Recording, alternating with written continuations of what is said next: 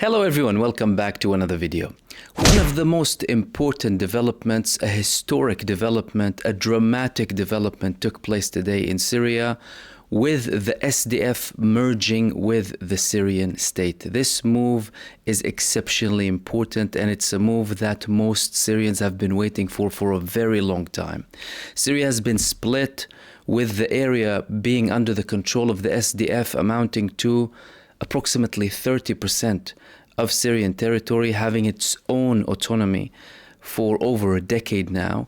After the collapse of the Assad regime, the new Syrian administration, they were reaching out to everyone in Syria to unite the country. They have been trying very heavily to convince the SDF to come in to the negotiations with them, come on the table, get an agreement, and now there's finally success. However, this didn't come out of nowhere. SDF have been fighting the new Syrian government since the collapse of al-Assad. Although they welcomed the collapse of the regime of al-Assad, they were not keen on immediately joining the government, and that's due to various reasons. Previous moves that happened by the Syrian opposition that many were objecting, the previous history of many of the Kurdish populated areas inside of Syria, and injustices that happened inside of Syria under the al-Assad government, both Bashar al-Assad and his father. So therefore there was a lot of reluctance. However, the fact that both the Syrian president Ahmad al-Shara and Mazloum Abdi, the leader of SDF, met and had this agreement today signals a very important shift forward for Syria as a whole. What exactly happened? There was a declaration all of a sudden. Of course, it didn't surprise many people because there were developments leading to this moment, although SDF and some government forces were fighting until yesterday, by the way. But there were attempts to talk. However, all of a sudden we have this report, and following very tense days that we will talk about the results in a few moments, in Syria with a coup attempt coming from remnants of al-Assad forces that led to unfortunate situations inside of the Latakia province. The declaration said that an agreement came between al-Shara and Mazloum Abdi to integrate the SDF into the Syrian state. A meeting that took place in Damascus. This is the first time that al-Shara and Mazloum Abdi, who is leading SDF, who has been leading SDF for a very long time, meet. And there was also a text coming from the Syrian presidency. What did this text say exactly? Number one, and that's of course based on the meeting between both of them on March 10th, both parties agreed upon the following. Number one, the guarantee of the rights of all Syrians to representation and participation in the political process and all state institutions based on competence regardless of their religious and ethnic backgrounds. Number two, the Kurdish community is an indigenous community in the Syrian state, and the Syrian state guarantees its right to citizenship and all its constitutional rights. Ceasefire, that's number three, on all Syrian territories. This is a very, very important thing, and I'm going to talk about the implications as well on countries that are hostile to Syria. Number four, integrating all civil and military institutions in northeastern Syria into the administration of the Syrian state, including border crossings, the airport, and oil and gas fields. This is indicating that the United States will indeed be withdrawing, because the United States' presence in the areas in northeastern Syria were not there to protect anyone. They were there for their own interests and for the oil and gas fields. And this is proving that the United States will be withdrawing. That's it. And of course, there was a lot of importance to the military operations that were conducted by the Syrian government against SDF, and the fact that they were already taking territories from SDF. They were in a retreat, SDF, but now this agreement came, which is very important. 5, ensuring the return of all displaced Syrians to their country and ensuring their protection by the Syrian state.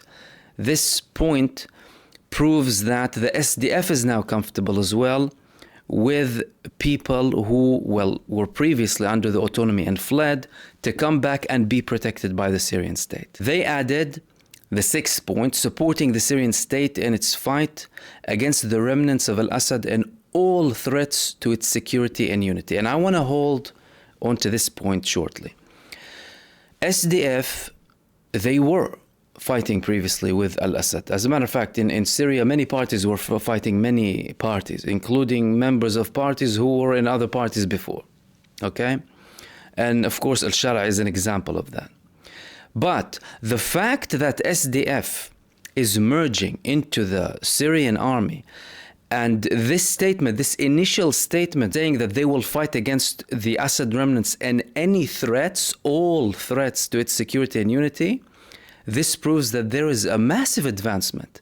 This is not just an initial type of agreement, this is a very comprehensive deal. They continued rejecting all calls for division, hate speech, and attempt to spread discord among all components of Syrian society. Again, a very important point, because Syria suffered heavily, especially under the previous regime.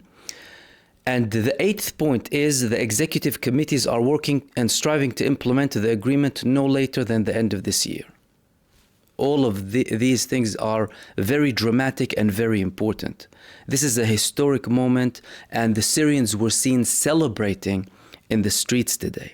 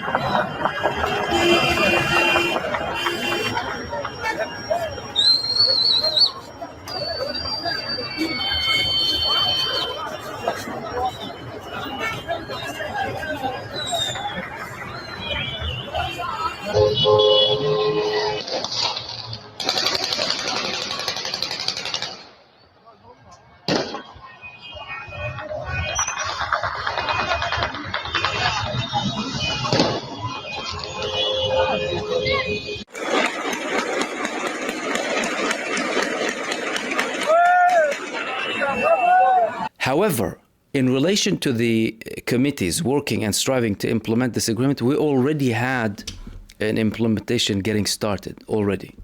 The fact that both of them met, and then there was a report that a group of Ministry of Defense, the Syrian Ministry of Defense vehicles going alongside the SDF to the areas of Al-Hasaka and also starting to take charge in those areas.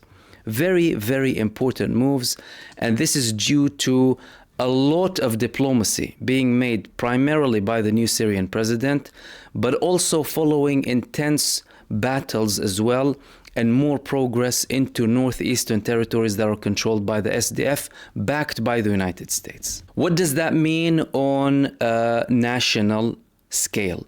On a national scale, this means that the biggest threat to divide Syria is now completely gone. Absolutely gone, because this was 30% of Syria. And this was a movement supported by the United States of America and other countries too.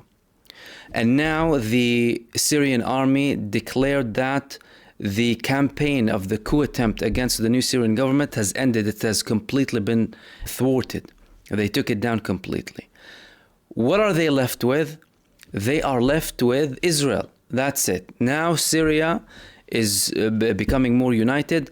All of this is sending a message to anyone in the southern parts of Syria who might have interests with Israel, because there are confirmations that, well, some figures showed interest in having a deal with Israel. Israel is interested in having an autonomous zone, a de facto autonomous zone, like it was in a very long period under al-Assad in the southern part of Syria.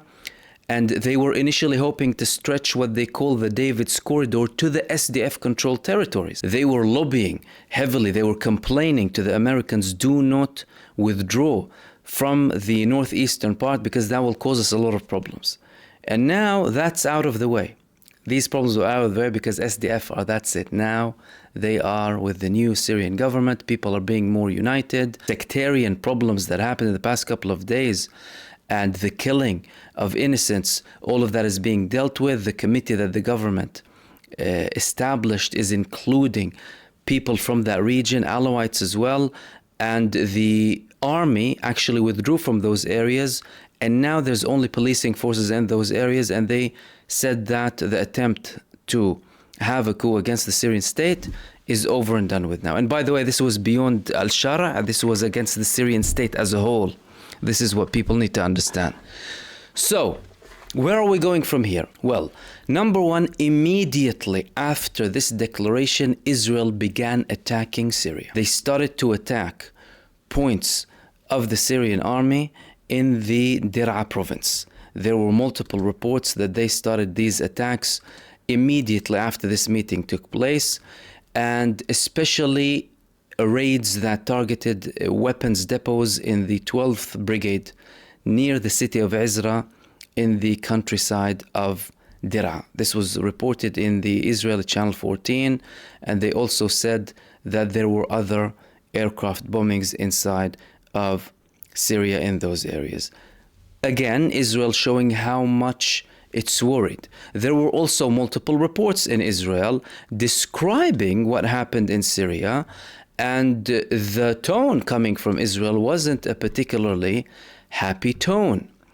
They were talking about a dramatic move, an unimaginable development in Syria, the fact that they're going to have unity now and the new government is going to control all of the oil fields, and the fact that the United States did not listen to the Israelis and decided to leave all of those areas. All of these things led to many problems. However, there was one report that was very interesting saying, facing Julani-Türkiye and Hamas, too, Israel is trying to shape a new reality in Syria. Now, in this article, they're talking about what Israel is doing in Syria and how important it is for Israel to have this buffer zone, to remain in the areas they're in, and to try after this blow, after this dramatic, massive blow to them, with the SDF joining the government rather than them, because let's not forget, Mazloum Abdi was declaring that they would receive aid from anyone just a few days back, including from Israel. All of a sudden, he's switching sides like this quickly. This is an immense blow for Israel. In this report, they're saying, firstly, how much Israel lobbied the United States to remain in these areas, because Israel wanted to slowly and gradually expand its reach, have some sort of deals, although they're facing many obstacles in the south, and have this corridor that would lead them ultimately to Erbil in Iraq, to have a deal with the SDF and other movements in those areas. But they also mentioned a couple of things. They mentioned that there is a joint effort here being made by Turkey, Al-Julani or Al-Shara, Hamas and the PIJ. What are they mentioning exactly with Hamas and PIJ? This is the important bit that came in this Israeli report. They said that Al-Shara actually, contrary to the statements he made to disarm all movement, he gave an exemption, and we spoke about that before, to Hamas and the PIJ, the main two Palestinian resistance movements. In this report in Israel, they're saying not only did he have an exemption, he also released them from the prisons of Bashar al-Assad. They said even Bashar al-Assad couldn't trust some of these people. Al-Shara released them from prison. And now they are operating in Syria, although in many cases secretly, but they are operating and they are planning attacks against Israel. Where is that leading Israel? Well, Israel is already re-evaluating all of the situation inside of Syria, the level of threat, what's Turkey gonna do, and they were planning to have Syria divided, at least in federal states or certain locations having autonomy.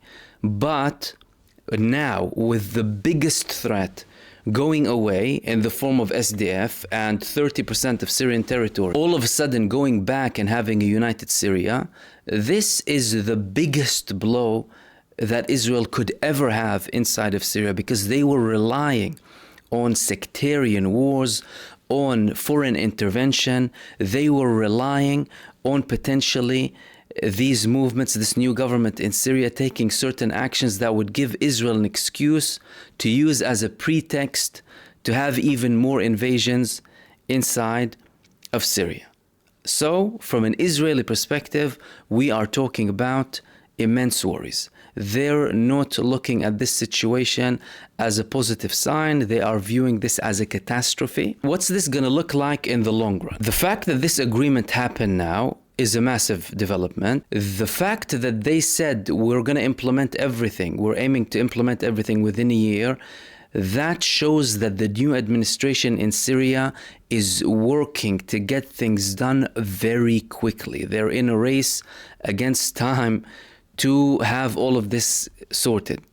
And the fact that Mazloum Abdi, a man who had the biggest force inside of Syria, came now and shook hands with Ahmad al-Shara, proves that the new government in Syria is working very fast, very efficiently, and very effectively to unite Syria for the support of the Syrian people, primarily for the Syrian people. All of these are positive signs that no, indeed, the new Syrian government is headed towards a new approach, a new era, a new direction.